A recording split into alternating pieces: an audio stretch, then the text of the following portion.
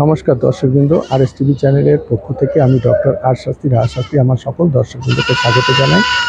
তার সঙ্গে বলবো আজকে স্বাধীনতা দিবস, ভারতের 15ই আগস্ট স্বাধীনতা দিবস।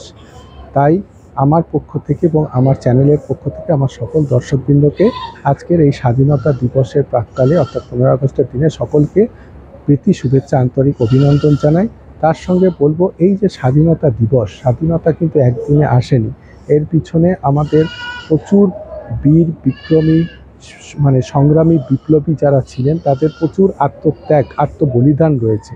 তাই আমরা বছরে বছরে স্বাধীনতা দিবস অবশ্যই পালন করছি, পালন করব, কিন্তু তার সাথে আমাদের সেই যে সমস্ত বিপ্লবীরা তাদের যে আত্মত্যাগ, আত্মবলিদান, সেগুলো কিন্তু ভুললে চলবে না। তাদের কিন্তু এই স্বাধীনতা দিবসের মাধ্যমে তাদের কিন্তু মনে রাখতেই হবে, তাদের গুরুত্ব অপরিসীম।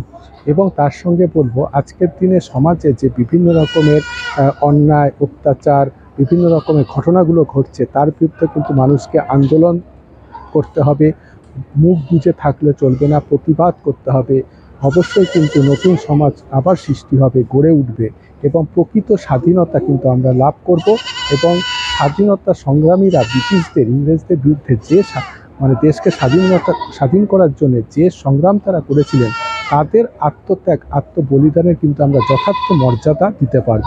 অতএব আমার এই RS টিভি চ্যানেলের পক্ষ থেকে আমি ডক্টর আর শাস্ত্রী পুনরায় আজকের এই 15 আগস্টের দিনে, এই স্বাধীনতা দিবসের দিনে আমার সকল দর্শকবৃন্দকে পুনরায় আমার পক্ষ থেকে, আমার চ্যানেলের পক্ষ থেকে প্রীতি শুভেচ্ছা, আন্তরিক অভিনন্দন জানাই।